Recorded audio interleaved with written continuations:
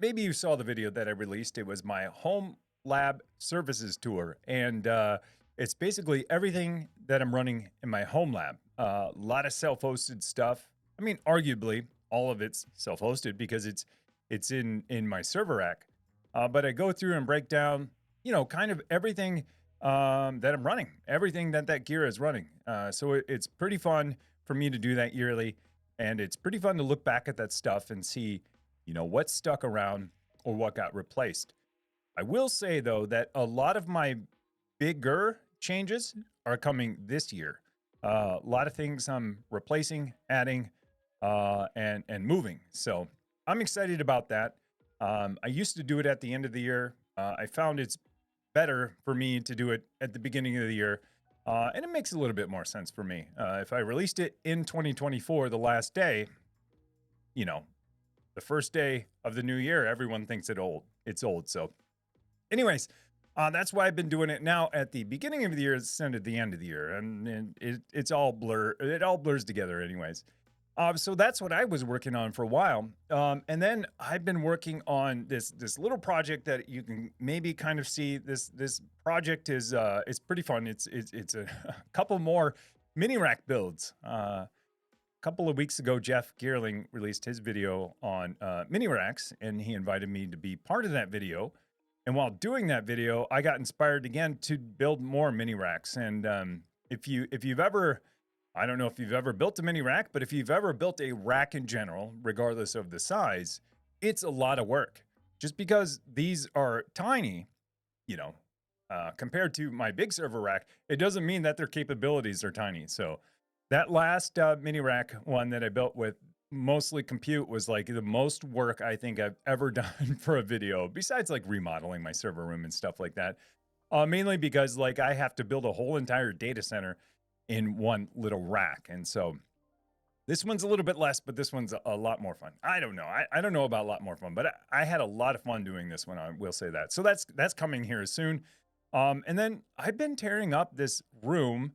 You probably can't tell. Well, you can probably tell if the desk is right here. I've been doing a lot of stuff beyond there, and just trying to figure out some new stuff. And yeah, stuff over there. So it does look a little bit different in here. So I've been trying to redo some stuff and make more efficient use of my space because I don't have a lot of space in here. I mean, this room probably looks pretty big on the camera because I use a wide angle lens. And it's a pretty decent sized room, but this is all I have. This is the only place I have to record. And so in this room, I have to do things like top down shots, desk talking shots, talking head shots, live stream shots, so trying to get a lot of use out of here. And I think this is going to help me a little bit more. So, and I hope all the lights work because I've kind of been shifting them around. Hopefully that one turns off. There we go. But yeah, so that's what I've been working on. Let me know what you're working on. I'd love to see it. And I'm not just saying it because I'm saying it. I get a ton of ideas from you guys. And the more you put in there, the more ideas I get. So anyways, I called out all of the events. So let's hop into chat and see what you guys are working on. I feel like I'm missing something. I feel something feels different. I don't know. I've been waking up with headaches lately. That hasn't happened a lot. Well, I mean, it happens more often probably than the normal person, but a lot more than usual lately. I just feel like every day I feel like I'm hungover, which I'm not because I'm not drinking, but I feel dehydrated even though I've been drinking lots more water. So anyways, enough about me. Throw your stuff in the chat. Let's get into it and let's talk about what you guys are working on. Let's see. Start from the top. Penguin Airlines. Hey, how's it going, man? Good to see you. Hey, finally at my computer on a Saturday when Tim goes live. Hey, I'm here. Glad you're here, man. We had a little talk and general discussion in Discord a little while back. It got pretty deep for a while. I was enjoying that talk. It was pretty off topic, which I'm glad it was because our general chat is pretty off topic from tech for the most part. But yeah, it was a pretty interesting talk. So yeah. Anyways, hope you're well. Good to see you. Gitea. Hey, how's it going? Let me turn this down just a bit. Something feels a little bit weird. Gitea, good to see you. Darkest Dot. I thought you were done with Twitch. Yeah, good. Thank you for calling me out on that. Thank you for calling me out on that for sure. Yeah, so I mentioned this. I don't know. I mentioned it in the last stream. I think the stream after I got banned or let back, or I don't know, unsuspended. And it's that once I can get my alerts and get like lights going on YouTube Live, I'm gonna give it a shot. I did look at the code a week ago, and I started writing some of the code to do it. But YouTube Live doesn't have like an event, like a pub sub model. And if you're like, what the heck are you talking about? Basically, they don't have like an events model that I can use to trigger off events. Not the end of the world, because they have REST endpoints, or they have endpoints that I can pull and check. Like, I don't know, every 30 seconds. How often is too often? I have no idea. But that's not the greatest way to go. Not only for performance, because like, silly things like, what if you check 30 seconds and 3 events rolled in that 30 seconds? So then you gotta compare what you have done to what you haven't done. So a lot of, I don't know, not a great architecture for doing what I want to do. And so I have a couple more routes that are kind of chasing down. I thought one was going to work out of the box, but it's not. So anyways, once I can get lights up, at least for like super chats and subscriptions and gift subscriptions, so I can make lights flash like they do here, then I'm going to give it a shot. I don't know, maybe a month, maybe, I don't know. We'll see. And it's unfortunate though that they don't have anything like channel points, so no one can change the lights. I don't know. I'd have to figure something out. So that pretty much will be off if we go to Twitch. I mean, the YouTube Live. The lights will be on, but the ability to change it won't be there. So, but yeah, good call. I mean, I'm gonna give it a shot. Suspension over. Yeah, it is over. Yeah, it is. Here I am. Yeah. Oh, this is my sooner or later, because I wasn't really sure. I'm a men's. Hey, how's it going? Yakto, hey, how's it going? Howdy. YWS CEO, how's it going? Hopefully you're back. I think you were doing some traveling. Budney, how's it going? PC Geek, yeah, how's it going? Lots of yay, hello all. Yeah, let's see. What are you working on? That's the question of the hour. Music driver. Oh, there is some joy to share tonight. I want to know what this joy is. Howlex. Need you to make a new beginner. Need you to make a new beginner video, GitLab and Docker, a Docker runner, and a Hugo page runner. I'm starting after this pizza. All right, let me squeeze it in. Maybe if you throw an extra pizza in there for me, maybe I will. But yeah, maybe the Docker runner for GitLab should be, I think, pretty. I don't know. I haven't looked at it because I've always done my runners in Kubernetes, so might be a little bit more difficult than I'm making it sound, but hopefully it's not. And a Hugo page deploy runner. Oh yeah, I've done the Jekyll piece. I mean, you could honestly look at the Jekyll deployment piece like I have and almost copy it. Actually, I have that code somewhere. Howlex, ping me in Discord later. Like, ping me. You could even ping me now in Discord and software for a reminder. I have that code to build and do that, because I also run Hugo sites. It's just not open source, but I'm happy to share it. I can't share the repo, but I'll definitely share my whole entire pipeline. And I think I have pipelines for GitLab, which is exactly what you're doing. So yeah, ping me. I'll share my code. I'll share it with you. How to get CI going for like a pages deploy for Hugo, not in GitHub, but in GitLab. For GitHub, they probably have something super easy. So yeah, ping me. I'd love to share that with you. Let's see. Yakto, just catching up on some tech debt backlog BAU stuff. Yeah, I know how that is. Sometimes just need a breather from big projects. I hear you, man. And it's good you're focusing on tech debt. A lot of companies I worked at, I work on product engineering teams, right? Where we're building products for people to use. And, there's always so much emphasis on new features, especially when, it's a public facing interface or a public facing service that people use, right? You want to build features and deliver features so that people get excited and use your services. And because of that, because a lot of it is product focused and feature focused, bug fixes sometimes get prioritized, but tech debt is almost never prioritized. Never. And most places I worked at, unless you have a good, strong like engineering leader who understands what tech debt is and why it's important, it'll never get done. It'll never get done because, product managers, and this is nothing against like anybody in certain roles or anybody at certain companies.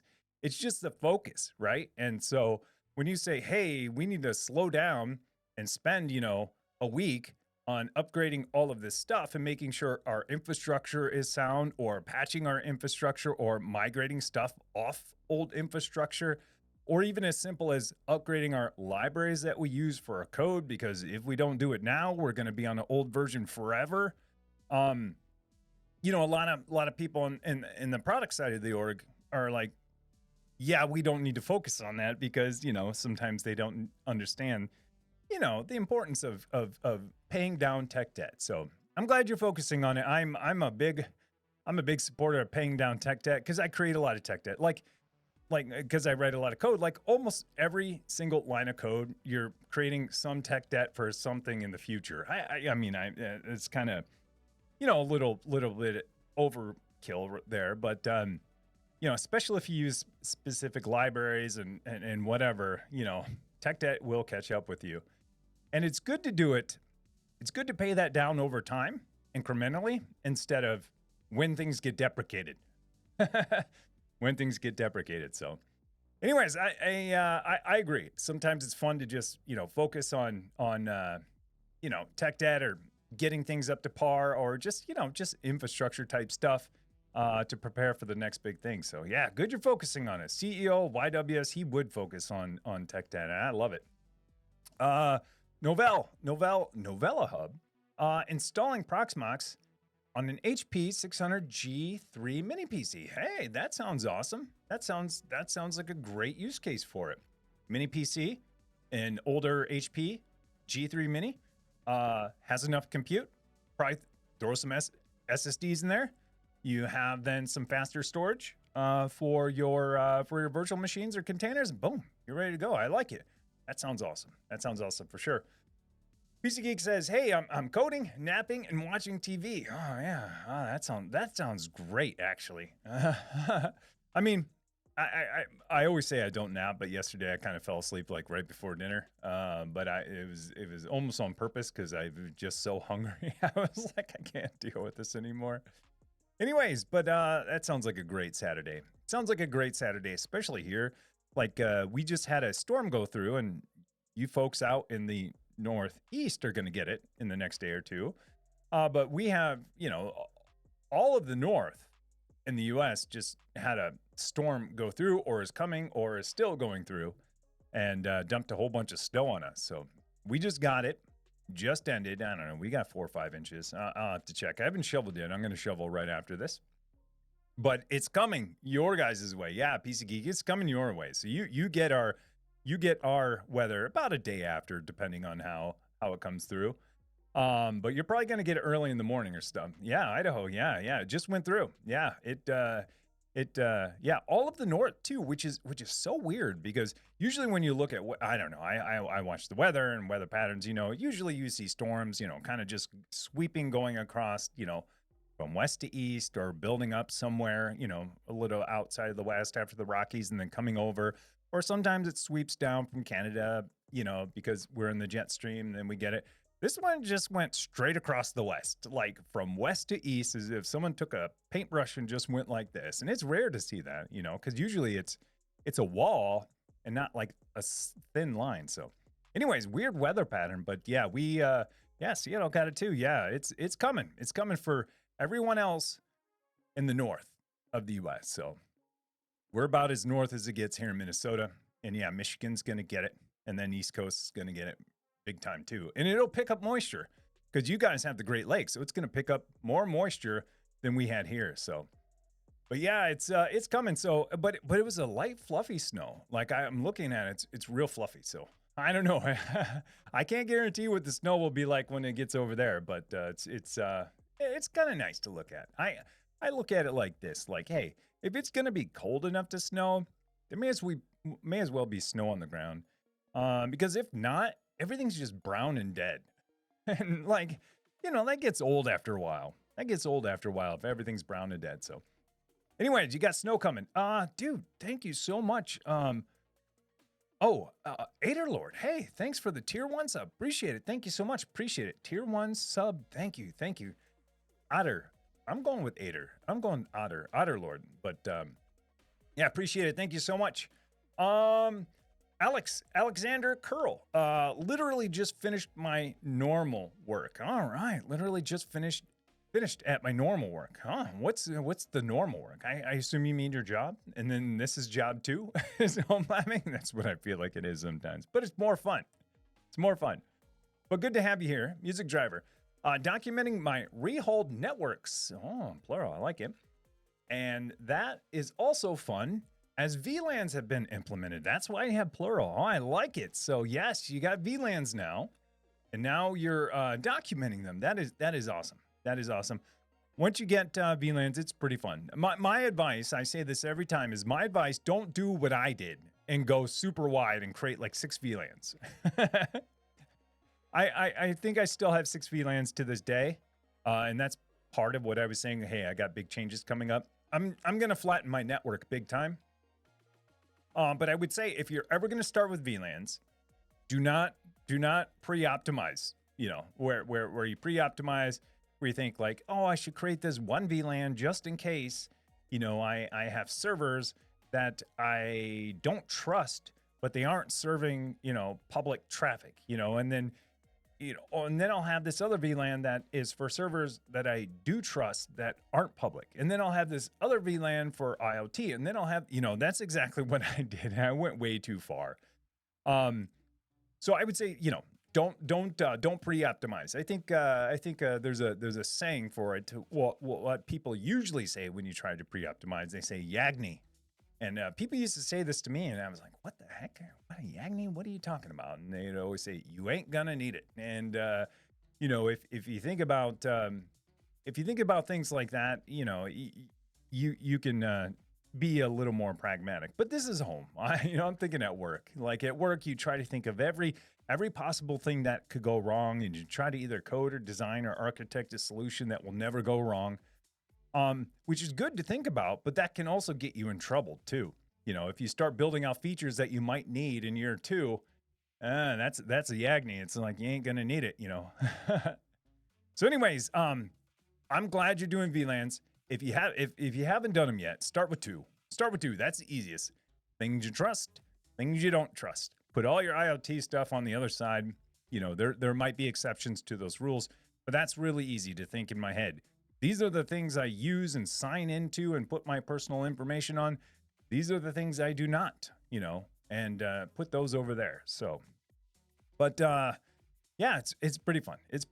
I wish I had a small network to do this all over again, because mine has gotten so big and so complicated. Now, like flattening it out and then reeling back all of these firewall rules is kind of tough. It's kind of tough. I wish I had an easy way to retest all of my firewall rules. Like I wish I had integration tests, like with code. I could probably write these now that I think of it. Where I could probably write this code. It'd be a lot of code. But I'm thinking like, when I write code and do integration tests, like say I was going to change a button on a UI, right? And if I go to change that button, I would have, integration tests, not unit tests. I can have unit tests, but integration tests that would actually try to click that button and see what services were called and make sure that services were called and there was some, expected outcome. I wish I could do that easily with firewall rules to say, hey, I want to assert things. I want to say, is SSH still disabled after I disable this rule, and disable the rule and have something fire off to go and test my firewall rule to say, oh, yep, SSH is still disabled, or nope, you did something wrong. You should probably, enable that rule again. I wish I could, I don't know. Maybe there are enterprise products like this, but I would love to use something like that at home because my firewall rules have gotten way too complicated. And then when I rip out one whole VLAN and put that, you know, on another network, now I got to clean up all these firewall rules. And so I'm fine, like, you know, keeping them there. But going back to tech debt, you know, I should pay down that tech debt and clean up all those old rules. Because the longer I wait, the less likely I am to do it, and the more likely I am to mess something up or duplicate them or use them for something they weren't intended for. And now I'm like either allowing things in that I wasn't supposed to, or vice versa. Now I'm blocking traffic I should be allowing. So, anyways, that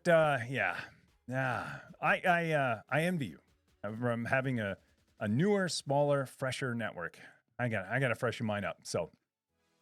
All sounds okay. Thank you. Yeah, that was going back to my audio. So Apone, 1773, starting my first cluster project, Johnny Pie. All right, Johnny Pie is alive. Ansible, K3S in my near future. All right, yeah, that's, it's fun. It's fun. It definitely is fun. I assume you're talking about maybe my playbook. If you use my playbook, it's super fun because you can tear it down, build it up over and over and over. And it's just like, you know, I mean, obviously you have to get your nodes stood up and SSH configured. You could all do that all with Ansible too. But once you get to that point, then yeah, the Ansible playbook is pretty fun because, you know, deploy the cluster, make sure it works, do some stuff. If you don't like it, just tear it down and start all over. So pretty awesome. Get much hands. Speaking of Novella Hub, yeah, we did. I want to say 4 or 5. It's hard to tell from here.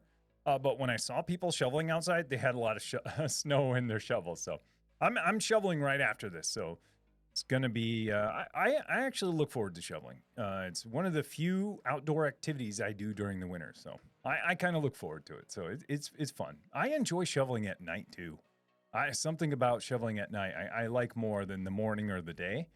It's like just quiet and dark, and I can just shovel. It's kind of weird. Budney spent the week tweaking my server. So be it a bit more power efficient. Cool. But then yesterday, my main server would shut down during boot. Bad PSU. New one on the way. Man, what a bummer. You go and tweak your one server to be more efficient, and the other one just dies on you with the PSU dying. So, oh man, that's a bummer. What a bummer. But hey, you got one on the way, and that's good news. And yeah, it is fun to tweak your stuff to be more efficient. I've downclocked a lot of my stuff for fun.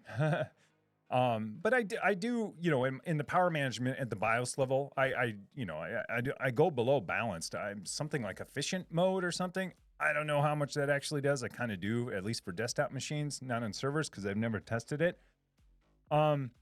But, you know, simple things like just like not letting it ever, you know, turbo boost or anything, or clock up past the base clock speed. Probably save you a lot of power over time, and you'll never even notice. You know what I mean? Things will just take a little bit longer, but if it's a server and it's processing a request, like, does it need to turbo from 1.9 to 3.0 to do one thing, 2 things, 3 things? No.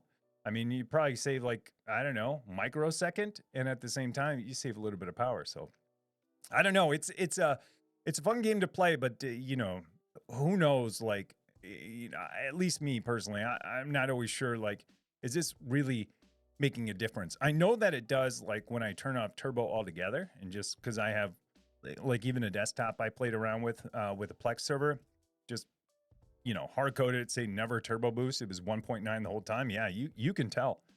But on server stuff, I'm not sure. It would probably make some difference. But pretty cool that you're doing it. Again, something fun. But then, man, new power supply. That stinks when the power supply dies too. Especially if it's a server grade one. You know, if it's not just your standard ATX power supply, then it's like, oh man, now I gotta buy like, you know, a used server PSU. But anyways, sounds fun. Hopefully it comes back up. Music driver, you're saying I feel your pain. I bought a gold rated to my main server and a regular PSU for sometimes on secondary server. Well, I already had the regular PSU. Oh, I see. Yeah. So then ATX style, I guess. So desktops. Is PiHole still the way to go? Any recommendations for better management using Git for PiHole config? Ooh, I like this. So you're basically saying, hey, is PiHole the way to go for DNS? And you basically want to do like some GitOps stuff, right? It is the way to go for DNS in general. Like if you just like, hey, I want a GUI, I want ad list, I want CNAMEs, I want, you know what I mean? You just, all the home type stuff. I think it is. I personally use it. I have 5 instances of it. I use it probably in ways I shouldn't be using it because it's that flexible. But for better management, if you wanna do GitOps or manage your config in YAML, whatever, JSON, whatever you're doing, it's probably not the best fit for you, just because because there isn't a great way to do it. Because when you export, you have that whole teleporter thing and it's like a config file and that's like everything. But you're not going to commit that to your Git repo. It's a binary, it's a file and you're just going to back it up and restore it. And there's no easy way to like edit it and push it out. Maybe you can. I've never looked inside of that teleporter file. But yeah, so is it the greatest for what you want to do? Probably not. But yeah, bind 9. Yeah, exactly. If you want something headless, if you want something more performant, if you want something that doesn't have ad list, and separate your concerns, and you want to do it, powered through Git, yeah, bind 9 is a great way to go. A lot of DNS systems, I think, are based on that. And bind 9 is open source too. But yeah, it's interesting to think now, could I do GitOps with PiHole? I'm starting to think, because like, if you think about it, if you can open that config from teleporter, right? And that was your config, and you commit that to Git. I don't know if it's a binary or if it's just text. You could open that file with the text edit, and let's say it was JSON and had all your fields, then you could totally do it. Because then on your CI, all you do is make a change to that JSON, whatever it is. I'm going to say it's JSON, even though it probably isn't. And if it were JSON, you would go and change the fields, add some more CNAMEs, yada, yada, yada, do all your stuff, and you'd commit push. Then you'd have a CI job that would basically just copy that over to PiHole, restart the services, or run the teleporter, CLI, and boom, it's going. So that's totally a hack job. Like what I'm describing is a hack job, but I'm trying to see, like, is it possible? Not the best tool for the job, but yeah, I like the bind 9 way. But like, again, you're going headless. You're going after, like, you're moving into like enterprise territory. You know what I mean? Pretty advanced, and which is totally fine. Which is totally fine if that's what you want to do. So, but yeah, I like it. I'm just starting to think, man, could I do CI on PiHole and like totally hack this in now too? I love it. Hi all. Oh, JR Blaze. Hey, how's it going? Good to see you. Owen loves rice. I love rice too. Oh, I'm not late. How is your week been? My week's been pretty good. I do consulting. I kind of have, another job that I do, and worked there a couple days this week, and things were a little wild, but we wrangled it in. I think we wrangled it in. I wrangled it in. We wrangled it in really good, more than I think we thought we were going to wrangle it in. So anyways, I'm being super vague, but yeah, had some problems that we noticed, and we fixed them, and we fixed them really good to where, they were better than before. So yeah, good week. It took a while to get there, but we figured it out, and so pretty good week on that side of things. On this side of things, the YouTube stuff, fun. I mean, I get to play with stuff like this, there was a point where I had to tell myself yesterday, like, I need to stop playing and I need to start writing. And then I thought, well, I'll just start writing tomorrow and I'll play some more. So between this and like 3D printing stuff for my friends' kids, like it's been fun. It's been fun for sure.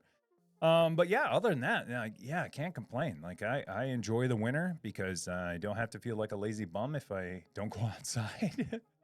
But I'm looking forward to warmer weather. I'm looking forward to, like, 50s. 50s is such a great, I don't know, temperature for me. Daytime of 50s.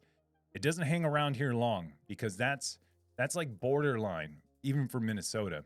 It goes from about 20s to 30s to about 60s. We always skip 50s, and on the way out too, we always do too. So I'm kind of looking for 50s, just because I enjoy, like, you know, dry 50 days. Like I want to wear jeans, I want to wear a hoodie outside, and at night I want it to be a little bit colder. So maybe I have to wear a jacket if I need to. So I don't know, but yeah, good overall. Good overall.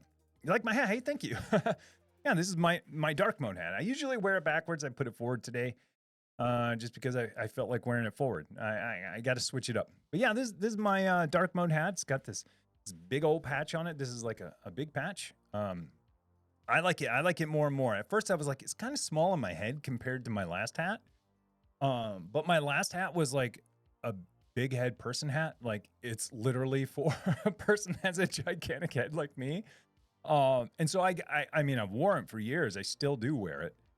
But now that I like shaved my head and colored my hair off, it was like too loose. And so I went back to this one. I'm like, oh, this fits nice now. Anyways, yeah, you can, yeah, it's in my shop if you want. It's I like it. It's trucker style. I think it's perfect. but I would. But you know, I got to pick it out and design it, so of course I would. So let me see. Oh, commands. All right. Let me see. Toothless Viking. All right. I hate how pricey hard drives and SSDs are. I want to expand my TrueNAS box, but I always cry when I look at the prices of disks. It's hard being a poor hoarder. Yeah, I hear you. I mean, I'm not poor. So I can't, you know, I understand people, you know, don't have a lot of money, especially stuff to spend on this. I'm fortunate enough to have, you know, money to be able to spend on it. And plus, you know, I do it for YouTube, so that kind of helps. But anyways, doing it as a hobby is expensive, because that's been me my whole life. Now it's kind of my hobby, plus I don't want to see my career, but my current gig. So I justify a lot of these costs, even though I make nowhere near what it takes to replace them. But I agree. You know, there are a lot of tips. There are a lot of tips for people who, you know, want to buy used. You know, there are used ones out there. There's stuff on, you know, there's always stuff on Facebook Marketplace, Craigslist, like those types of places where you can get, you know, a pretty decent deal. But then there are places like eBay who sell a lot of stuff used and recertified. And then same with Amazon too. You could find a lot of these same sellers on Amazon selling stuff used and recertified. And then there are sites that just sell things used and recertified. Like, I think Server Parts Deals or something like that. You know, that's all they do. And this is no way like sponsored by them. But you know, I've seen it. I've seen their ads, and that's kind of what they do. So yeah, I don't know. It does stink. It does stink, especially when you're talking about like a NAS, right? Because then you're not talking about buying one disk at a time. You're never talking about that, because you think in your head, okay, parity. You know, how's my ZFS pool configured? You know, you're thinking like, you know, redundancy and parity. So it's like minimum 2 drives for anything. So you double your cost right away. But yeah, I know what you mean. I would say hoard less, but then you wouldn't be a hoarder. So, but I've started hoarding less. And so, you know, I started thinking about all of the videos I created. And when I first started, I thought, you know, like we all do, I'll have storage forever. Like, this is way too much. Like, I'll never run out. And even though I'm not running out now, I think I'm at 60% of my pool filled. I decided that I don't need to keep some stuff. And, you know, it's way different for me. I'm doing video. I'm doing, you know, multiple 4K videos that are recording while I'm recording for an hour, if not more.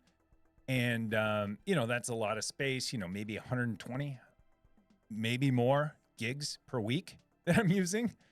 And so, you know, I've done that for a really long time. Obviously, it was smaller when I was 1080p. And so I decided that, like, I don't need like an hour of me like messing up talking on camera for you know, an hour like that I'll never use any of that footage. But I had this thing in my head, like I always want to be able to open an old project and have all the videos there just in case I need to render it again.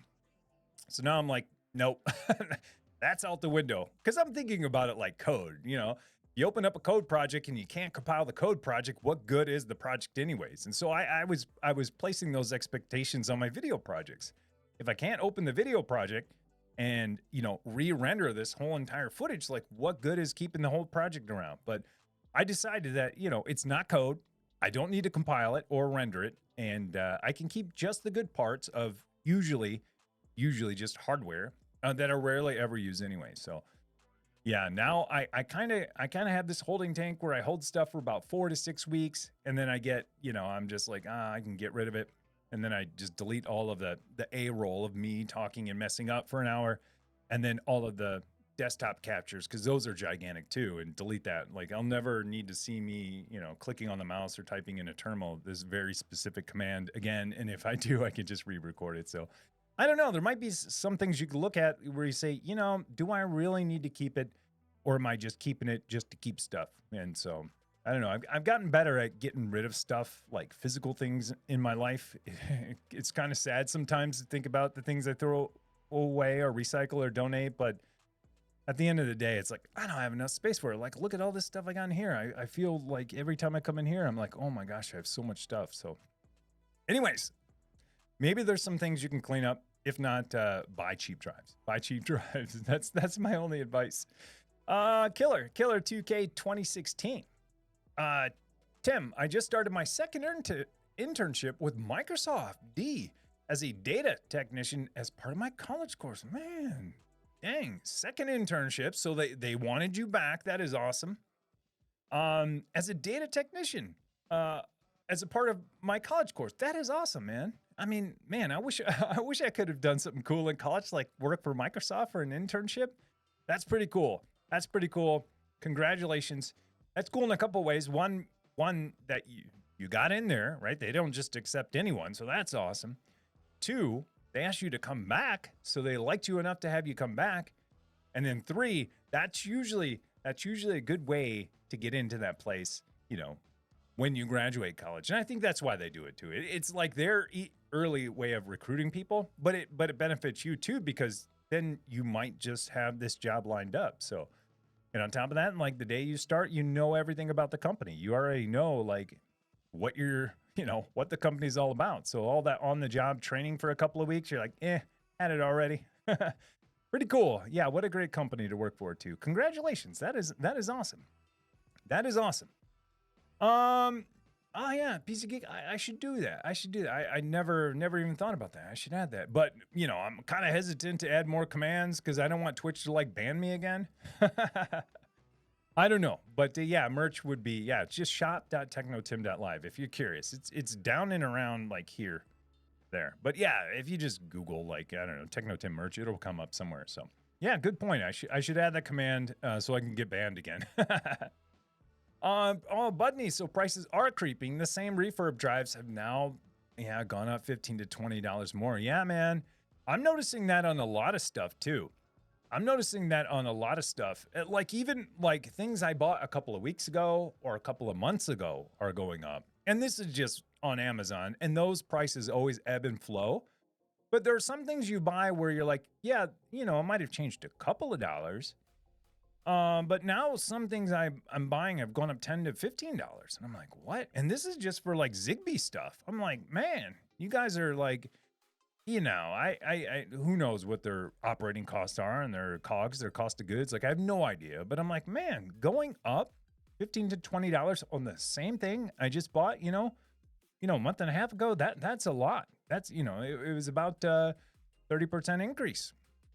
Which is a lot, when you think of it like that. But, am I still going to buy it? Probably, because they're the only ones that sell the thing I want. So, but yeah, it does stink. So I would, and you guys know this, but I would probably keep a close eye either on eBay, sales, try to snag a deal if you can, or, set up a couple of search notifications on Craigslist or Facebook Marketplace, because that's where people go to just dump stuff. They're just like, I want to be done with it. Like, here, but I still want to get some money out of it. So, but yeah, that's my only suggestion.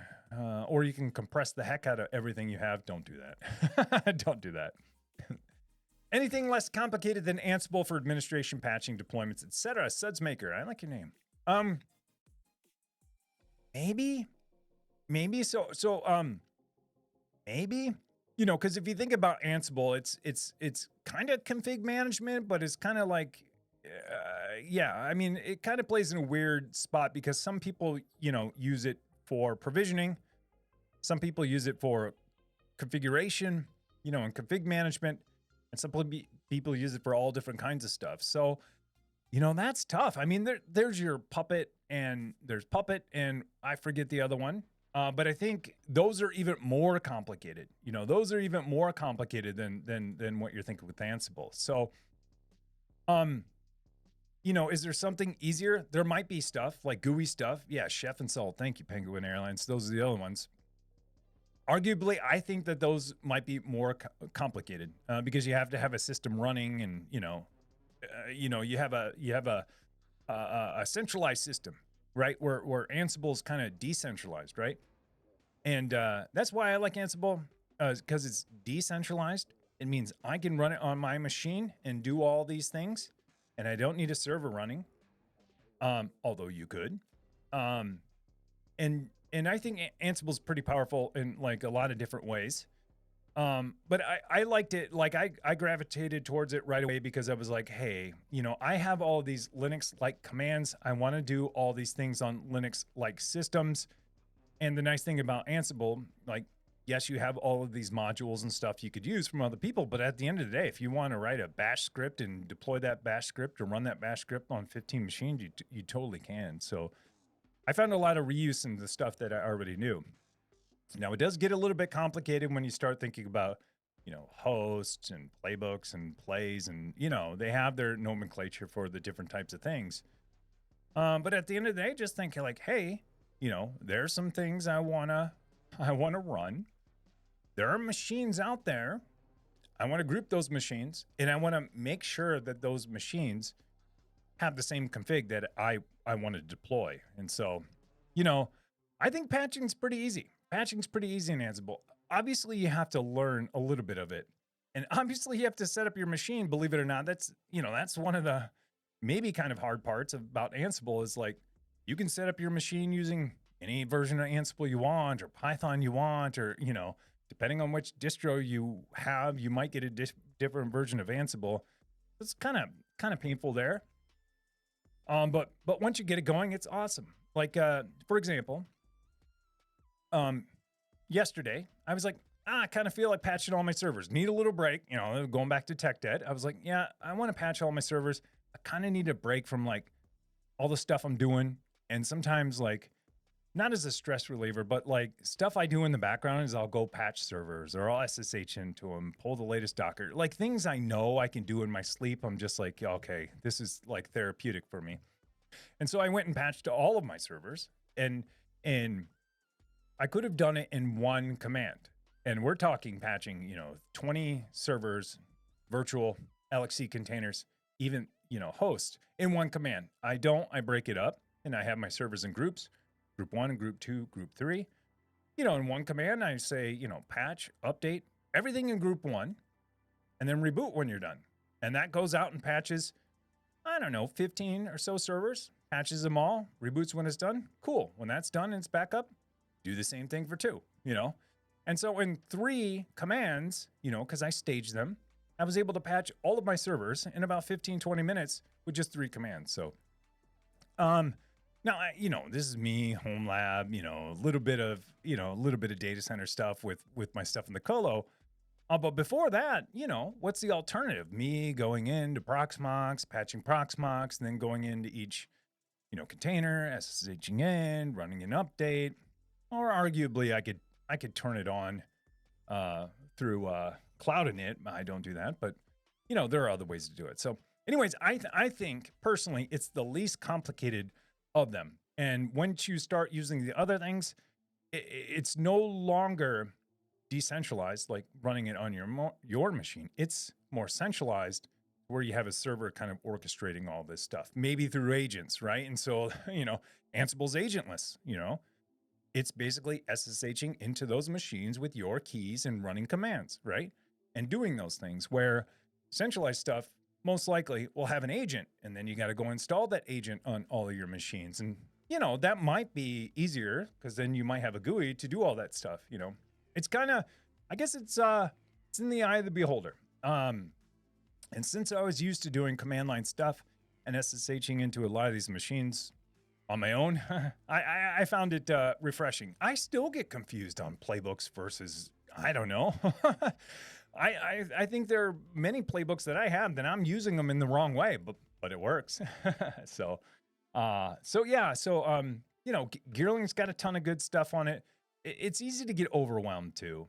I would start with, you know, what I started with, the number one thing I want to do, patch servers. So what did I do? I figured out all of my servers. I created a host file with all of my servers. And then I created a playbook that did an app update and an app disk upgrade and then a reboot. Then once I was like, cool, that worked, I separated out the reboot, made that its own command. So now I can patch servers if I want. Then I can reboot servers if I want. And that's the other cool thing about Ansible. You know, once you start building up these playbooks, you know, they're all modular. So you could, you know, you can combine them. You could combine them or like, you know, break them up into small pieces, and it's really powerful, really powerful. And again, like decentralized on your own machine, it's local, and it does it from your machine out. That's why I like it too, because, you know, as long as I'm on my machine, I can do it, which could be a downside too, because I have to be on my machine with SSH to do it, right? And again, there are UIs to help you do that, not on your machine, but for the most part, for me personally, I do them all from my machine. So anyway, sorry, I didn't mean to go on for a while about that, but hopefully that helps you to understand, like, okay, what are my options? How does it differ? And I'll be honest, I haven't used Chef or Puppet or Salt, but I worked at orgs where people did. And I don't know if they're still doing it that way. So not to say they're bad products. I think people just changed. So CBP Pilot, in your services video, I noticed you were using HA Proxy and not Traefik. Can you explain why you choose one versus the other? CBP Pilot, yeah. So I still use Traefik. I use Traefik, absolutely, for sure. So Traefik is my reverse proxy. And I use it. So how do I put this? I use it for, what is it, layer 7? So application-based routing, only HTTP, right? Not TCP or UDP load balancers, only HTTP, right? Where it's routing requests to applications based on their host name. So if I say shop.technotim.live, and this is a bad example, pretend I was hosting shop myself. You know, it'd come into Traefik, inspect the header, say shop, oh, you're over here. Or if it's technotim.live, my docs, right? Oh, you're going to the, you know, the root domain, you're going here. Or whatever, you know, and I have all these subdomains. It's easy to look at those and route it accordingly. Well, I had to bring in HA Proxy to do TCP load balancing because I put it in front of my databases. And right, so database, when you make a connection to the database and make those requests, those aren't HTTP requests, you know, they're TCP requests. And so HA Proxy is really good at, you know, load balancing and routing those requests.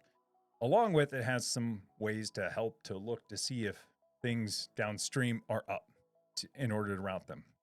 So long story short, my application load balancer, my HTTP load balancer is Traefik. But if I need to do something like TCP or UDP, I usually bring in HA Proxy because it's easier, and that's what it was designed to do. I think they can both do both, but I kind of like separate my concerns. And I probably could have brought Traefik up to do it, but the way that so my Traefik, the one you saw, is in Kubernetes, and so I wanted to make sure that like that was self-sustainable, like it was segmented, like, and I didn't want to go into my cluster to get to a TCP load balancer to come back out to an LXC container. So I decided, okay, if I'm moving my databases out of Kubernetes, I'm also going to take that role that Traefik was playing as a TCP load balancer and take that out too. So then I have LXC containers orchestrating all of that. So then that way, if I'm like Yep, I'm going to move my databases somewhere else. I'm going to move them back home, you know, add some latency or whatever. I can move all of those back home, and there's no problem in it, you know, whatsoever. I'm not like going into my cluster to then get routed to here to go back to the client. So anyways, I hope that makes sense. I hope that makes sense. Well, it's just a different layer in the stack. And I want to keep Traefik as my reverse proxy. So sorry. Owen loves rice. Anyway, I'm working on what I've been working on. I have been trying to set up Prometheus and Grafana on my TrueNAS server. It's not going so well, haha. Also, somehow, all of the YouTube videos I had downloaded to my server with tube archivists were deleted. I tried to roll them back in the past with the snapshot and realized my snapshots were not there. Set recursively. I was disappointed, but I'm relieved I caught my mistake before I lost the data. That was really important to me, like my image library. Yeah. Luckily, you only lost YouTube videos that you can, you know, recreate. Your image library, not recreatable. So, yeah, that kind of stinks. Yeah, for sure. Yeah, Grafana and Prometheus on TrueNAS, I haven't done it yet. And, you know, I know that they have, you know, built-in net data now, which is pretty cool, but it's not Grafana and Prometheus. So yeah, let me know if you get that up. I flip-flop between like, should I be doing Grafana and Prometheus at home? And I went all in with it, but it's so painful sometimes. It just seems like, I mean, I'm not saying you shouldn't do it, but for me, like when I have tons of stuff, it just seemed like a huge extra load to put on myself. So I should probably go back to it at some point. But I do that. I've done that stuff at work for so long. I'm just kind of like, you know, it should be easy for me, but it's still not. And you know, building dashboards in Grafana that are meaningful is an art, you know, and I'm not the greatest designer when it comes to data. Like I'm not a great data designer. I'm like, okay, how fast is it? How fast was it? And should I be alarmed? That's about it. That's about as far as my dashboard, you know, goes. A bunch of bar charts, you know, over time, you know. So anyways, yeah, it's there's probably a lot of stuff you can measure there too, you know. KPIs, key performance. KPIs, yeah. Key performance indicator. A lot of KPIs. Now we're talking a lot of work stuff. And that's where I'm kind of like, oh man, do I want to do more work stuff at home? Don't get me wrong, like I run some enterprise stuff, but I kind of try to like, I don't know, keep it a little bit hacker, you know, like me hacking away at this stuff. But you know, there's a time and a place for the tools and maybe I need to bring them back in. So hopefully you figure it out. I would love if it was just easier to integrate with Grafana and Prometheus. Everything. Aderlord, I will be installing Gitea on my dedicated server. GitLab and GitHub are not quite right for me, for sure. By the way, thanks for the lesson about Traefik. It really helped with automating the domain DNS certificates. Yeah, I'm working on a game using Unity, and I need a DevOps stack to automate the release of server builds in parallel. I'm working on open source Omni glasses with face recognition just for college. Man, this is awesome. Man, you guys do some awesome stuff in college these days.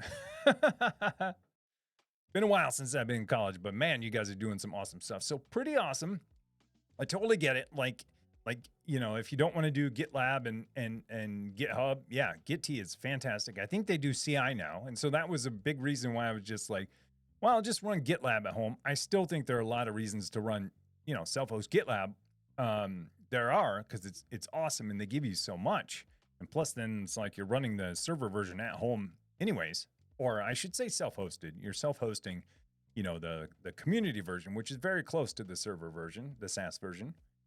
But that's awesome. Yeah, having CI and CD, my mustache is getting longer, I can tell. Having CI and CD to automatically build like your code, like on commits or however you're going to do CI and CD is awesome. It is awesome because it lets you know early if something's wrong. And you know, depending on how you set up your CI and CD can let you know even before you deploy it. So it's pretty awesome, especially if you write code. Like having those tools to automatically deploy code is awesome. I mean, there was a time I remember, you know, deployments to servers was so hard. It was so hard. like, and this is why DevOps is just like taken off. I mean, think of like how you would get like a .NET application on a server, on a web server running IIS. I mean, it was like, it took a tribe of people to do this, you know. and technology aside, I mean, even a Java app, just think, you know, anything. Node, I mean, Node wasn't even around then, but it was just so complicated. And now having the tools and CI tools to automatically deploy stuff, man, you guys don't realize how lucky you are. But if you think like, you know, you could still be in that situation at home, which I think you are now, where it's like, hey, I got code, I'm writing code, whatever. It's a Go app, but I want it to run on that server over there. And it's like, well, what's the alternative without CIs? Okay, SSH into that server, do a git pull on that thing, you know, maybe compile it there, put it in the right place, restart a service, and hopefully it works, you know. And there are variations to that. You could compile it on your machine, then deploy it there, do whatever, but it's still so many steps. Once you get CI to do all that stuff for you, you're just like, yeah, I'll commit all day long. I'll push domain. I'll do all the stuff they won't let me do at work because it's my environment. So, but yeah, it sounds awesome. And automated server builds are pretty awesome. I think any kind of automation, especially around code, is awesome because you get to see the results, you know, very quick, minutes, you know, versus hours or whatever. And so I always say deployment should be boring and often. And a lot of people don't like that because, you know, it assumes that like, yeah, I'm going to be deploying all day, every day, you know, and what the heck is going on with my servers. But I kind of like that. I kind of like that. You know, I don't know. It just depends on what people's appetite are for change and controls and stuff like that. But when I worked at startups, it's still kind of like that. I can deploy to production multiple times a day. You know, we have guardrails in place that, you know, we'll test stuff, that will build stuff. We have lower environments where things get tested. And so you can't do that without good guardrails in place. Obviously, not everything's covered. But being able to deploy, you know, often it is awesome for those reasons, because you can just get things out so much quicker. So anyways, yeah, sounds awesome. Toothless. I'm starting to think I need to look at encoding video to get smaller. Hey, that's what I was just saying. Compress everything. Maybe. You could. I mean, like H.265 is going to save you some space. AV1 is going to save you some space. Like those two codecs are really going to save you some space. But you know, typically you want to make sure you have the source too, right? So if you're thinking like, hey, I'm going to convert all of my already compressed H.264 videos to H.265 or AV1, just think you're compressing something that's already compressed. And so will that matter to you? I don't know. I don't know what your appetite is for artifacts and all that stuff. So, but if you have the source, you know, you're ripping the, you know, Blu-rays and you have the source quality and you could save it a different way. Yeah, those are two to look into. Now, I will say though that then that's offloading that processing power to something else, but it's offloading it to the end device, and hopefully the end device then supports either AV1 or, you know, H.265. You know, so. But yeah, you definitely can. You definitely can. And depending on how big, you know, your ISO library is, like you could be saving gigs, maybe terabytes. It just depends on how big your ISOs are and how big, how much compression you can get out of those ISOs. So, but yeah, you can definitely do that. But you want to make sure again that you have the source material first, right? Right. And so when you rip those Blu-rays, you know, just instead of doing an H.264, do H.265. But then again, like, you know, you need to make sure your devices support that, or have Jellyfin or Plex then transcode it for you. So you're going to have to pay that price somewhere. And so to save disk space, you know, with a different codec, it's not free. And so you'll either pay for that on the end device when it decodes it, which if it has a decoder built in, awesome, because it's pretty efficient. If not, then your Plex or Jellyfin is going to have to transcode that into H.264 so it can then view it. So anyways, you will save space is what I'm trying to say. Maybe I'm going too deep. So aliens talking in your sleep. Wait, aliens taking you in your sleep. What? Please don't. That's a bummer to hear. Headaches are terrible. Yeah, I get them a lot. I encode, but I was looking to redo my pools, but I don't feel like paying more for the same drives. Yeah, I know what you mean. I was just talking about that. Like these two Zigbee devices that I just paid, 40, I don't know, 38 for, now 47 or something. I'm like, wait a second. I actually had to go back into the receipt on Amazon to see. And I'm like, yeah, these totally went up. I just bought these things like 3 weeks ago. So I don't know. Chemical Ivory, hey, how's it going? Good to see you. Working on 321 backup and TrueNAS via snapshots, replication, and trying to optimize Ceph on some new to me hardware. Hey, that is a lot of storage stuff going on. So you're doing your 3.2 backup. So 3 copies, 2 mediums, 1 offsite. I think I got it. And you're doing it with TrueNAS snapshots. So that means so you're having another TrueNAS server probably and doing, snapshot to snapshot. And then maybe taking that off site. So maybe a third in the mix. This sounds awesome. I need some of this in my life. And then trying to optimize Ceph on some new to you hardware. Yeah, I feel like I'm so behind because I have done very little in Ceph, but I just need to, I need to have a great use case for it. And maybe I don't. Maybe that's my problem is I don't have to have a great use case for it. I just need to be able to learn about it. And I think maybe that's probably in my future. And in a lab-like environment where I can have super high-speed networking, super high-speed disk to be able to replicate stuff. So I get the premise of it. The part that always confuses me too is there has to be some kind of VIP in front of it or a load balancer in front of it to know that the storage behind it is up or down. So I don't know. Again, this is probably why I should look into it. But pretty awesome. You're way ahead of me on this stuff. You're way ahead of me for sure. Glad you enjoyed it. Oh, going back to the talk Discord. Yeah. Music driver, something different. I think you feel a smile on my face on Saturday. Yeah. And I am at a distance, right? So close. Music driver. Yeah, for sure. What is something that made you concerned nowadays? Wait, oh man, what is something that made you concerned nowadays? Ooh, I'm missing out on this. I feel like this is, oh man, I should have caught that in the moment because I feel like this is something good to answer. Going Yocto, no VIP is needed for Ceph. Clients can talk directly to all OSD services. All right, this is like I like it. So you build the connection. So I got it. So the client on the other side knows has connections to all of them. I like it because that's how Mongo works. That's how MongoDB works, where you don't have a load balancer. You don't have you might have a primary, whatever. They figure that out on their own.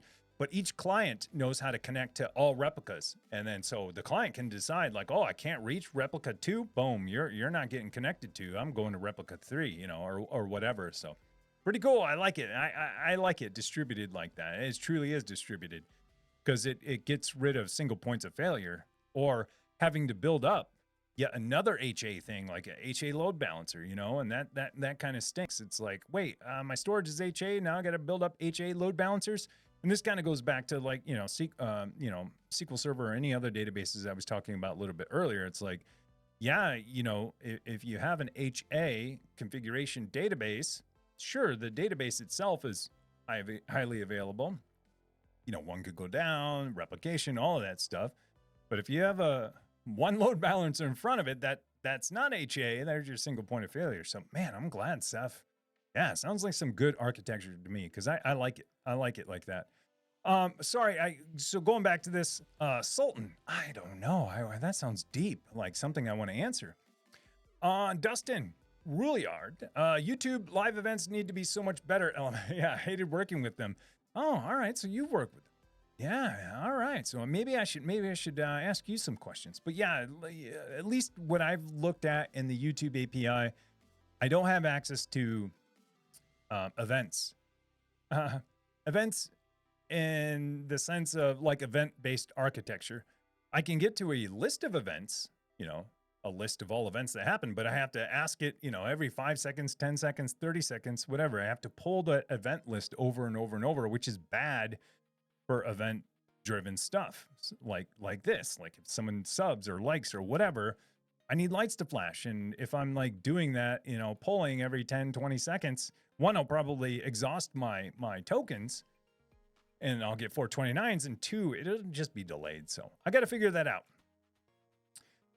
Romeo, sad news in tech community. Yeah, but Don, yeah, aka Novaspirit Tech passed away. Yeah, he'll be missed. Yeah, I totally agree. Yeah, I got the email from I think Carbine, who has a YouTube channel, which is one of his good friends, and said was a mentor. Man, it just like, yeah, kind of messed me up. You know, kind of messed me up when I first heard it, because when I heard he had cancer and stuff, and I know he was, you know, is pretty late in the game as far as like the stage, and I thought, you know, he'll pull through. Like, yeah, totally, you know what I mean? And he obviously didn't, and it's super sad. It kind of messed me up. Like I was just like thinking, man, like that sucks. Like, you know, when anyone passes away, it's like at first you just don't think that that's what happened. You know what I mean? You're just kind of like, oh yeah, you know, we'll see more, we'll hear more from him. But no, it's kind of sad. It kind of messed me up because I was like, it made me think about a lot of stuff. So yeah, it is super sad. Super nice guy too. Yeah. I don't know what else to say about it. I just feel so bad for, you know, everyone, especially his wife and his kids. And yeah, it just made me think a lot about a lot of stuff too, because I'm like, hey, here's this guy, you know, doing YouTube stuff. He likes making videos, and you know, now he's not going to do it anymore, and he has a family he left behind. So yeah, it kind of messed me up when I first heard it. So, but yeah, super sad. Don from Nova Tech Spirit. Yeah, so it's just such a nice guy. So anyways, yeah, we'll miss you, Don, for sure. Music driver, is DynDNS a good way for opening safely to the World Wide Web? What security is the minimum for that to be advised? So music driver, this is tough. Like I wouldn't, I don't think, I mean, me personally, what do I use for DNS? Oh, hey, dude, Silent Labber. Hey, thanks for the, oh yeah, tier 1, 3 months. Dude, thank you so much. I appreciate it. Thank you. So DynDNS can work, right? But DynDNS is just doing that, right? DNS only. And you might be thinking, well, yeah, that's what I want to do, duh. But the thing is about DynDNS is one, it works. It's a good solution. There's nothing wrong with it except for, you're going to have a DNS record in the public DNS that is your IP address. Now, you know, whether or not that's a secret is kind of up to you, and how you feel about privacy, or if you think someone's going to, attack you or DDoS or do anything with your IP address, that's kind of on you. I kind of feel like, is it wise to advertise it if you're a bigger target, like someone in tech that's on YouTube? Probably not. Probably not. You don't want people to know it. But that can't be your only measure of security. That's security through obscurity, right? Just saying like, well, if they can't figure it out, they can't get to me, so I'm good. No. So anyways, long story short, like that will put your IP out in whatever, musicdriver.dyndns.org. Probably don't want to take that now because I just gave it away. But, and then so if people were like, what's music driver's IP? Let's find out, they could. So what I do is I use Cloudflare. And so that does a couple of things. One, I transferred this takes a domain. And so you might be saying like, I don't own a domain. And so that's why I'm going through DynDNS or DuckDNS or anything like that. And so, I own a domain. I think it's worth the $8 or $12 a year if you want to buy one, just for the simple fact that you can then use Cloudflare as a reverse proxy, what I was talking about earlier, that you put in front of your services, even your own reverse proxy. I got to get this right for the camera. Cloudflare, you behind them, so that everybody, which way is which, hits them. And then if that traffic is okay, I mean, according to them, right, they're going to filter out bad traffic, then they'll send it down to you. So that's one thing. They're going to protect you from a ton of stuff, right? But two, the nice thing is your public DNS record will not be your IP address at home. It will be Cloudflare's reverse proxy. And that's powerful. One, because of caching and all this other stuff. But two, then you're not leaking your IP out. And I will say, going back to what we were talking about earlier about Traefik and HA proxy, the Cloudflare proxy service that they offer is an application layer proxy, layer 7 or whatever. My OSI layers are off, probably to 7.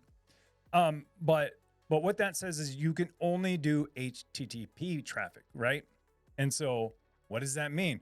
Well, it means like you can't host a game server behind Cloudflare's, proxy, unless it's an HTTP based game. Let's say it's not. But if you wanted to host a Minecraft server behind Cloudflare proxy, it's not going to work, right? Because you need TCP and UDP. Now you can pay them a bunch of money and they'll do it for you, but their free service is only going to work with like web-based services. So anyways, that's what I do. That's what I would do. I would totally pay the $8 to $12 a month for some domain you don't even care about. Get the cheapest, weirdest one you want. You could probably find it for $5 or $6, even cheaper. You can buy them right through Cloudflare, and then use them for your DNS, and then use them as a reverse proxy, and then set up the automation to automatically update your IP address. There's awesome containers, even on Linux Server IO. I think I use I use one of theirs that works with Cloudflare. DD Client. I use DD Client, and that will just update Cloudflare whenever your IP changes. So that's what I would do. That's what I would do rather than using Dying DNS. I get it. It's a free service and it's great and it does exactly what it's supposed to do. But sometimes that might not be what you want. But again, like if it is a game server, a Minecraft server, there's no easy way around it unless you're going to pay someone for a load balancer service. And those are super expensive. I think there are cheaper ones than others, but you're going to pay more than you would for, a domain for sure. So if it's a Minecraft server, you're going to have to use something like Dying DNS or something. If it's a web server, anything like that, I would go that route and use Cloudflare proxy. So you can also use tunnels too. Cloudflare tunnels, but again, that's going to be HTTP traffic, right? So anyways, Owen, you need a reverse proxy. Yeah, and set up VLANs. Yeah, for sure. Absolutely. Millimo, have you encountered KVM not available issue with the minis forum MS01 and Proxmox? I haven't. I don't have an MS01. I have an MSA1 and it's not running Proxmox. So if I think about it, so let's take products out of there. So to me, that says probably two things. If I take products out of there and I think, hey, I installed Proxmox on this machine. When I try to start it up, it's saying, KVM is not available. So I would think in my head, well, that probably means like virtualization itself isn't like turned on in the BIOS, right? And I think like 99.9% of machines have it turned on now. There was a time when it wasn't.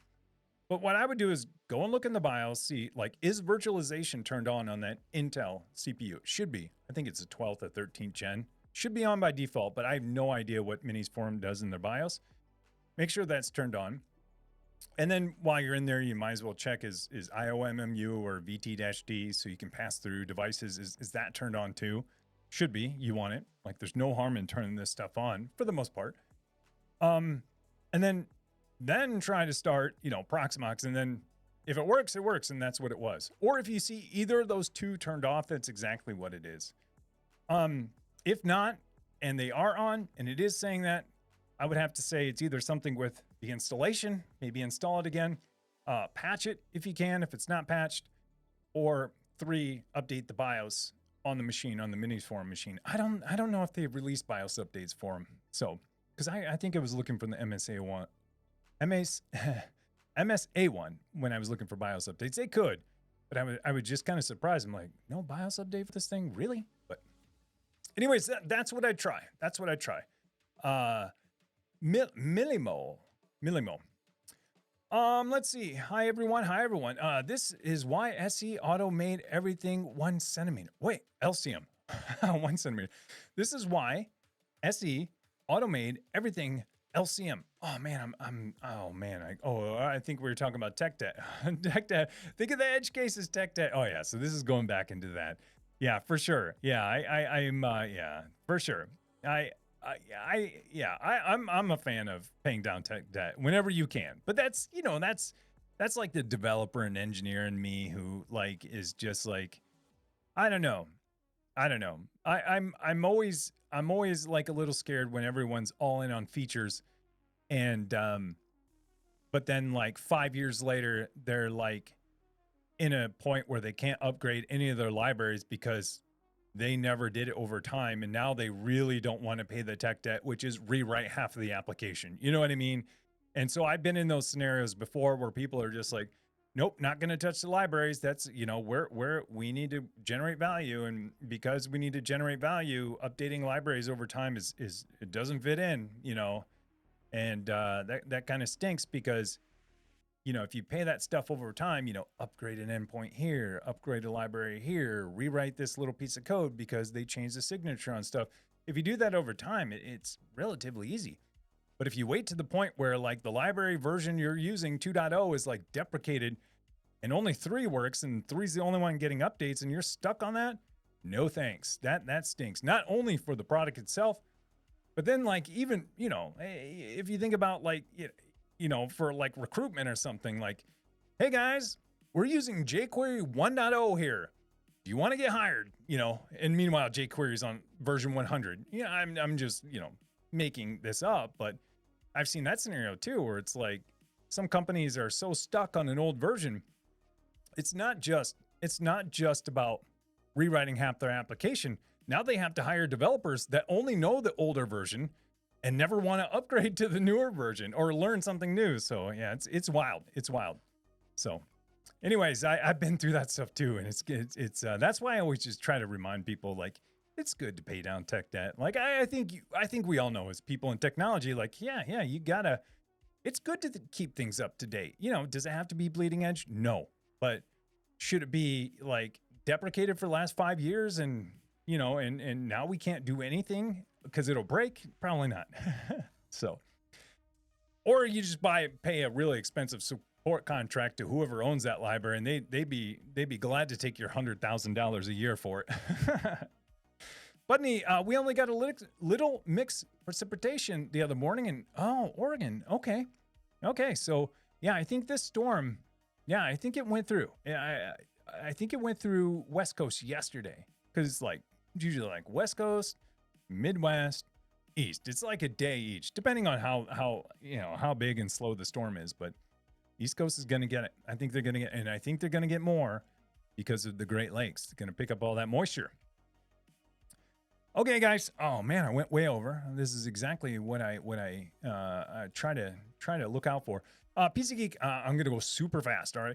In the back of my mind, debating wanting to replace pfSense with a Unify. Who is this guy? I want to replace pfSense with a Unify UXG Pro, but my pfSense just works, so I can't seem to find a real justification. Who is this guy? Somebody check to see if like someone hacked PC Geek's account. No, I know what you mean. And I think a lot of it probably has to do with curiosity too, right? It's not just saying like, hey, one's better than the other. You're just like, hey, I've been doing this thing for a really long time. What else is out there? I've been there so many times. Where I'm like, yeah, stuff works, but I'm kind of getting bored. I want to try some new stuff. So I totally get it. Yeah, and on top of that too, like, yeah, you can't justify like taking out something that works well for something that might not even fit your needs too. So yeah, that's tough because on one side it's open source and you can build it and own it and do whatever you want for it for a really long time. The other side is buying a product, and what if that product doesn't work the way I want it to, and now I have this paperweight that I'm not going to use. So yeah, I totally get it. But I understand what it's like to be curious about other things too. I've been there so many times. I'm working as an SRE engineer, but really want to do some nice guides. But always time is not the best. Yeah. As you need to redo the whole work. Did you did you at your 9 to 5, but now at your spare time? Anyways, what platform do you suggest for posting these? Medium or something else? Oh, a lot of questions in here. A lot of questions. Oh man. Where do I even begin? So for much of my social career or whatever it is now, yeah, I've had a day job, and this was my night and weekend job. It's a little bit different now. It's about half and half. So I still have a 9 to 5 on some days, and some days it's a little bit shorter. But I still do both. It's just now I have dedicated days, which is really nice. So now I have a little bit more time to focus on YouTube stuff. So it's I can't say like I'm full time either way, but definitely have some days dedicated to YouTube stuff, like yesterday was. Yeah, it was, because I had to switch some stuff up from Thursday. So, anyways, redo the whole thing at work 9 to 5, but now in your spare time. Yeah, so a lot of it was spare time. So let's take YouTube totally out of this and just me like home labbing with stuff. It's always kind of been in my spare time. It's always been the fun thing that I look forward to, like when I'm not at work, right? Like I would get excited about putting a new server in, or I would get excited about, redoing my network, albeit my wife had to be like out of town or something. But those are the things I got really excited about. And so for me, like, I still had an IT job while I was doing all this before YouTube. But it was different, right? I didn't do infrastructure at work. I did for a little while, but I did different infrastructure at home. And then when I got into software engineering, I did like mostly zero infrastructure. A lot of it was cloud infrastructure, right? Where it's still infrastructure, but nothing tangible. And so I would always get excited about the projects I want to do at home. So it never felt to me like it was a chore, right? It never felt like a chore. If it starts to feel like a chore, then like, maybe you need to take a break from that hobby. As I did.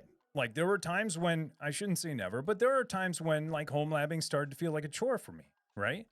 And what would I do? Well, I'd get everything quote unquote perfect and then go play games. And then play games for, I don't know, the latest Zelda, or play through, Wind Waker for the 4th time, and that's when I would just get totally tired of home labbing. I'm like, no. My spare time is now like playing Wind Waker and solving every single puzzle and not even thinking about servers. You know what I mean? So I bounce back and forth.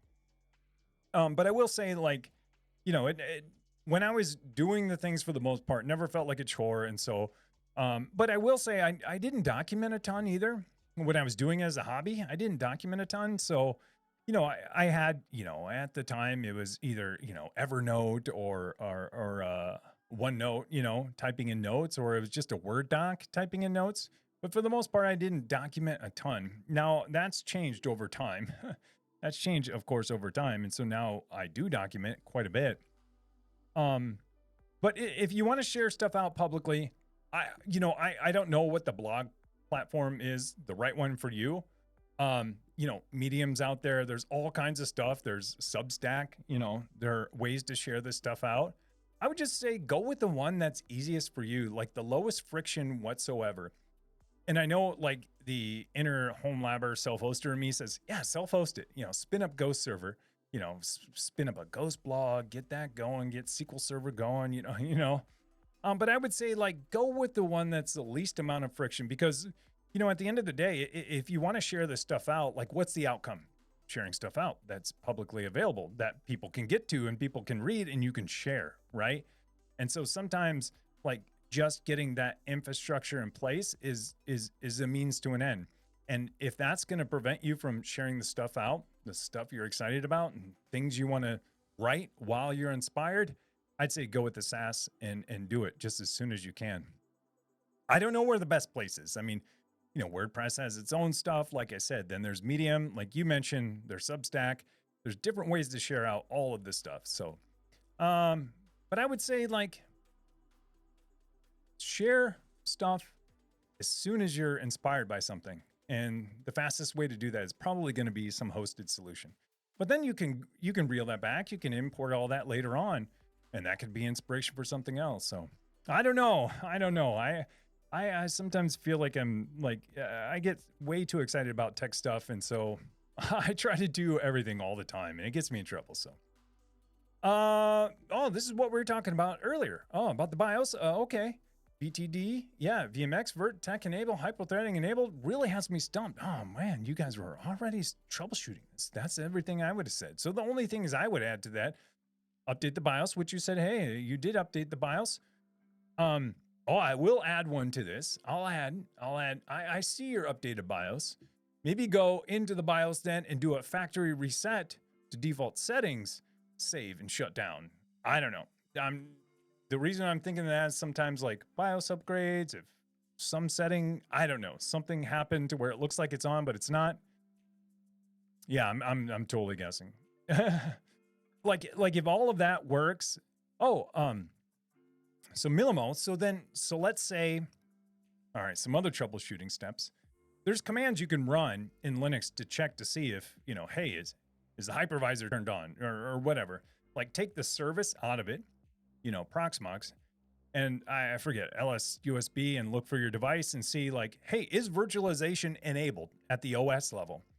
And ChatGPT it or Google or whatever you want to do, but look for those commands to say, okay, well, I know it's on in the BIOS. The OS isn't letting me start KVM, which relies on these things. So yeah, DMS, there you go. Yeah, that'll show you everything that's going on and wrong. But just run some basic commands to say, hey, is virtualization on? Does the OS see that I can virtualize stuff? Yes or no? Yes, well, it's more KVM issues. And so, yeah. And then worst case scenario, install Windows and turn on Hyper-V. Oh, it works. No, I'm kidding.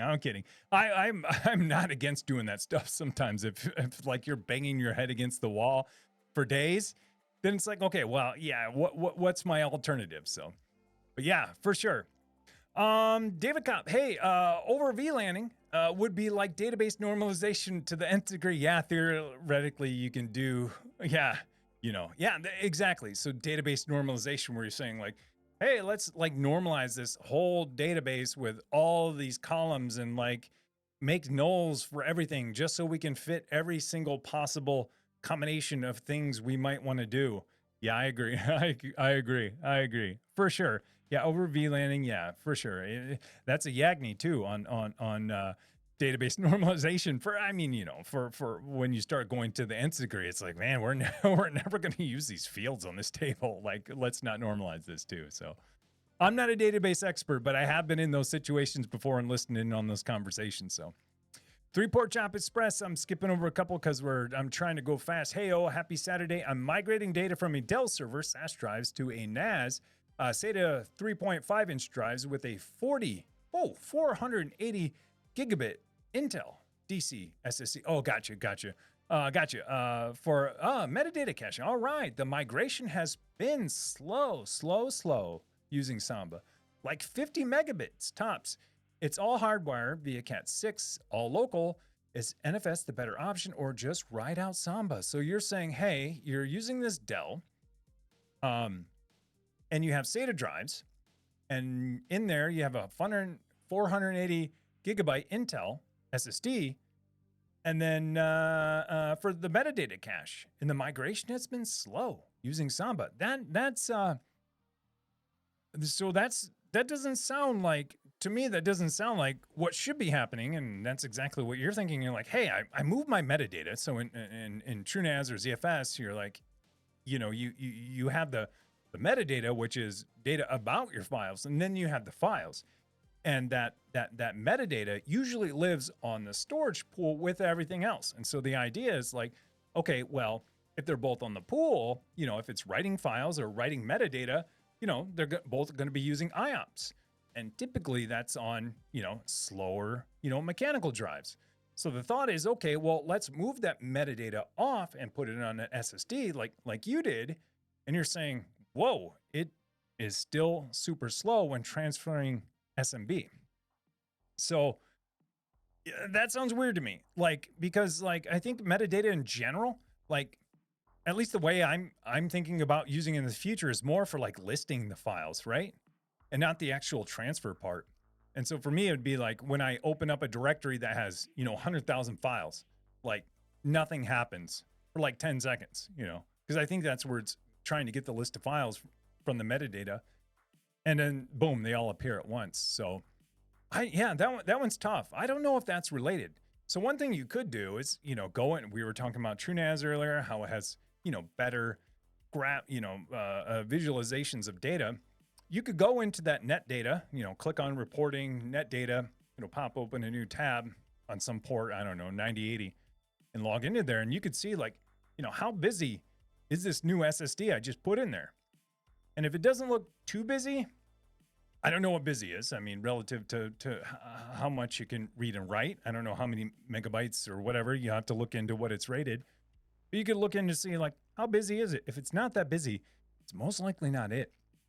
It's most likely not it. But I could be wrong.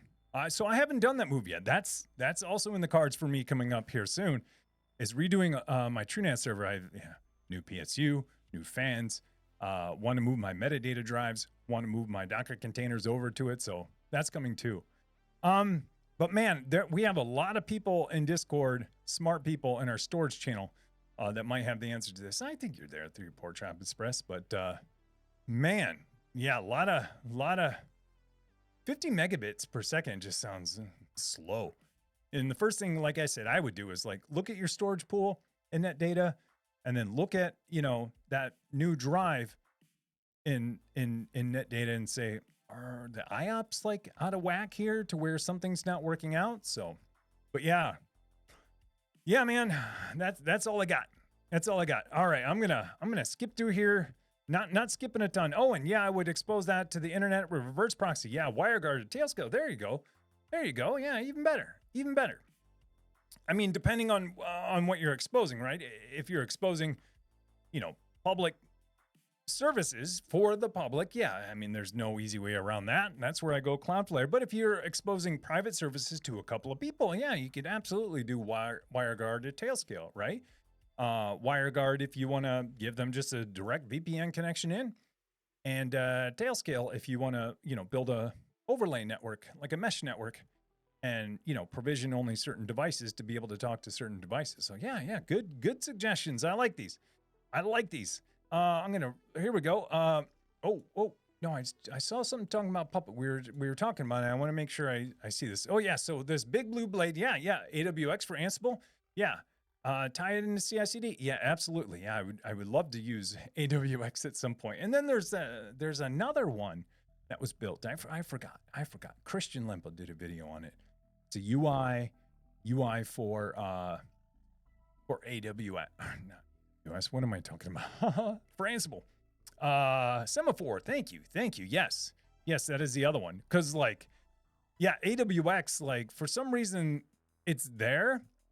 But they're pretty much like, yeah, it's here, it's open source. Like, it's going to be hard to implement yourself. And there's not a lot of documentation on it. So I think that's where Semaphore comes in. So yeah.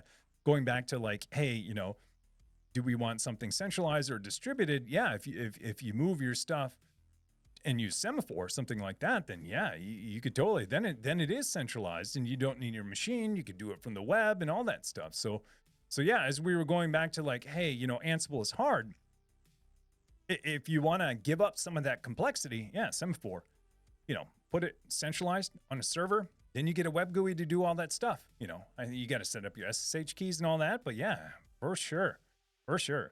But I did see something about, okay, Puppet Chef are more enterprise solutions, let's say, yeah, but I prefer them for the desired state you want to have for your machines. Yeah, I'm going to go with, X's always throw me off because in Mandarin they're but I don't know. Some people use them as a spacer. Shakarik. I don't know. I want to get it. But I can't. Ake Kurtoya. Oh yeah, Zach. Okay, you spell it with Zach. Okay, so I'm gonna say so it might be the X in Mandarin. Zach. One more second.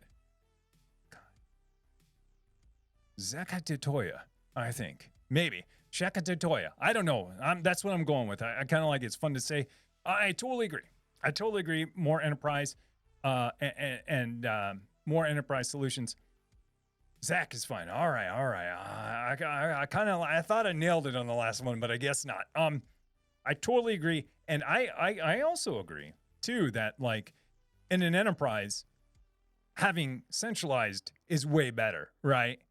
Because you have more controls, because you don't have individuals just SSHing into all the servers. Like Ansible is like, it's great for the individual, but it's it's not a great scalable tool for teams that have like controls in place, right? Because like, are you really going to say, hey, Tim, hey, can you patch all of our servers, all 300 servers across the world? Here's SSH access, go for it. You know, I mean, so no, you know, there's you know, a time and a place for it, and I don't always think that, like, you know, while I love it, I know it's not scalable for teams, for really large teams, because just by design, you know, unless you're using Tower, which we talked about earlier, running the Ansible command on your machine and then having SSH keys to every single machine is just not a great scalable solution. So I totally agree. Chef and Puppet are definitely more enterprise. And once you get to, you know, a certain scale, yeah, it's definitely the way to go for sure. Especially controls too. Like if I had access to 300 servers across the world and I ran those commands, like no one would know. Like, you know what I mean? There's just not great auditing or controls built in. And by design, you know, it's not something. If I was running a large enterprise, I would not want people doing that, right? And there are better ways. That's why AWX exists. But I wouldn't be like, hey Tim, yeah, run patch all our servers is right there too. Yeah, auditing for sure. Yeah, for sure. But me at home and, you know, the handful of servers I want, or even if I worked at a small company that had 20 servers, heck yeah, I don't need all those controls. Those just be holding me back. All that auditing and logging, it's just holding me back. No, but you know, you just gotta, you know, have a lens of. It's always, you know, a push and a pull for bringing it. Like once you get to the point where you need enterprise tools, that's where I think a lot of pain is felt. When you say like we're big enough to do enterprise stuff now, are you guys willing to like let go of some of the stuff you guys used to do and do it a different way? You know, so it's fun. It's fun. But I've been at companies where they start to adopt enterprise tools, and it gets a little weird for a little bit. You know, wait, I don't have admin access to all this stuff anymore. No, you don't. Well, don't I? I don't think so. You know, so. Anyways, all right. Semaphore, yeah, Semaphore. Thank you guys. It looks like I didn't. I missed out on someone's comment.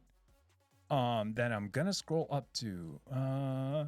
Dr. Heat, hi. I'm glad you were able to catch you live. Okay, yeah, you're welcome. Honestly, I just want to make sure that I'm finding the person who. Oh, Sudo Al said, how you doing? Missed a couple of your live streams for me, doing some exciting stuff, migrating from Cloud Stack to Harvester. Ooh, that sounds interesting. I thought it'd be going the other way, but I don't know. I keep looking at Harvester like, do I turn my hypervisor upside down? Do I treat my virtual machines now like cattle? You know, I'm not ready to do that. Yeah, I'm not ready to do that. I guess I should say, am I ready to treat my hypervisor more like cattle and declarative, where I define virtual machines in code? And that's getting kind of wild. That is getting kind of wild.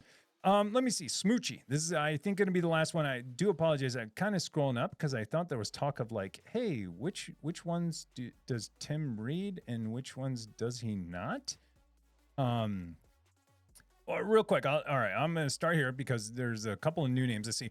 Or once, well, Dustin, you're not new. I missed the part about your messages. Yeah, I use HTTP for mirroring. My bad. Oh, no problem at all. Million. Techno Tim, thanks. Already updated BIOS, reflected on the last 40 years, 19, considered what I might have missed. Yeah, that's kind of what I'm doing. And I'm pretty close to those 40 years too. But then in my head, I think, okay, reset all to defaults. And then like if the OS is already there, like I said, run those commands to see, does the OS see the hypervisor? If it does, it's something with KVM or Proxmox, I assume KVM.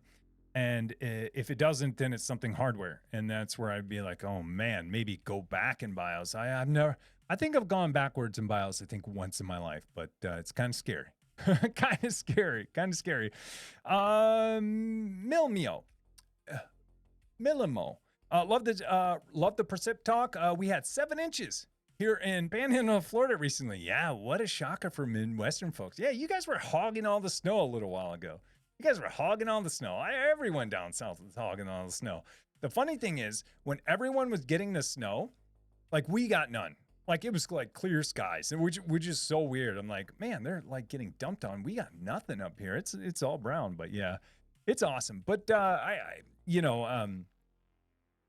bet it was fun. I bet it was a fun time. I bet it was exciting in Florida. Like we're getting snow. You know what I mean? I could just imagine, the people's faces and just the buzz and excitement around it, and kids who probably never seen snow before. They're like, what is going on?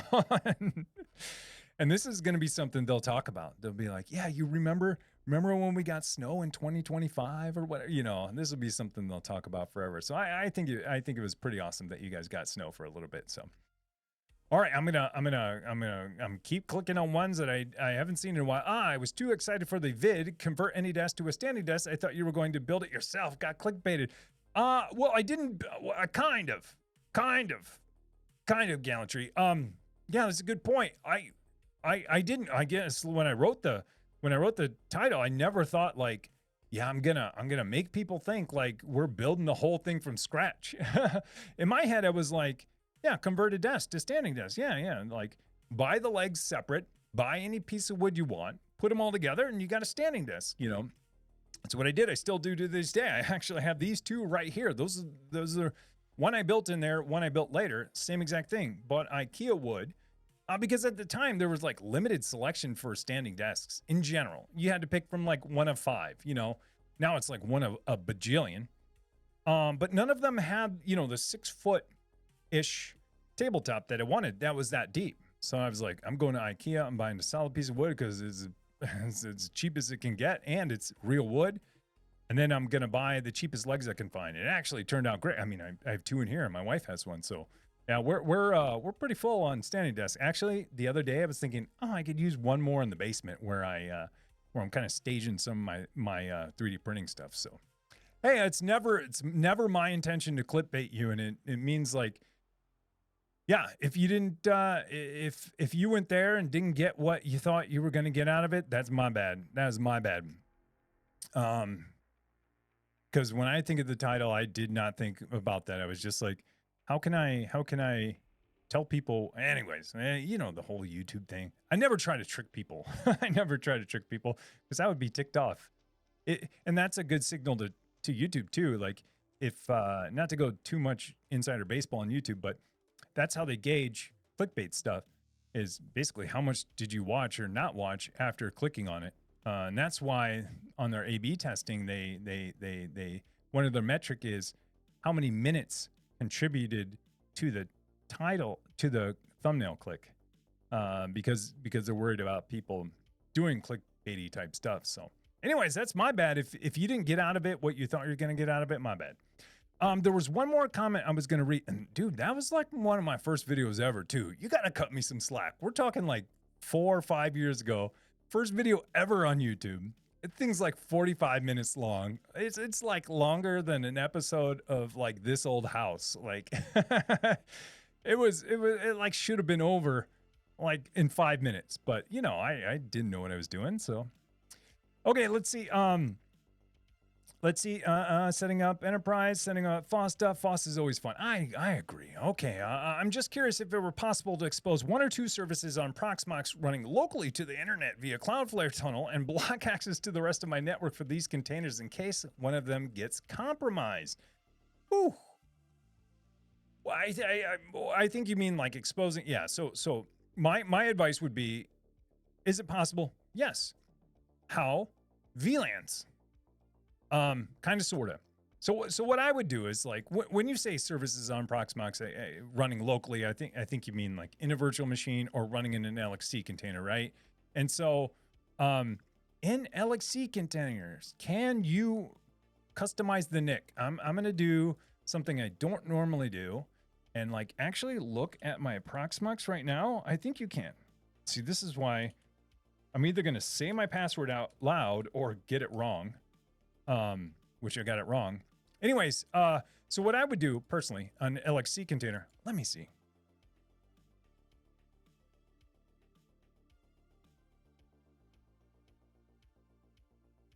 There we go. I just have to check because I have 6 LXC containers. Can you add an additional NIC? Yes, you can. Okay. Yeah. So what I would do personally, so if you're gonna run an LXC container, right, and to the internet via Cloudflare tunnel, yeah, and block the rest of my network. Yeah. You can totally do this. 100%, 100%, 100%. And this is all solved with VLANs, right? You could probably set up some firewall rules on the device itself and do all this kinds of stuff. But me personally, I would think in my head, like, why learn how to do that on Proxmox, where if you have, a switch that supports, VLANs, this is the perfect use case for it. So what I would do personally, let's say I had an LXC container. This is going to be my last one. Let's say I had an LXC container with WordPress running, right? So I'd spin up that WordPress container in the LXC, and I wouldn't install Cloudflare tunnels on it yet. What I would do is put that on a specific VLAN, maybe VLAN, I don't know, 101, just something different than all your other stuff.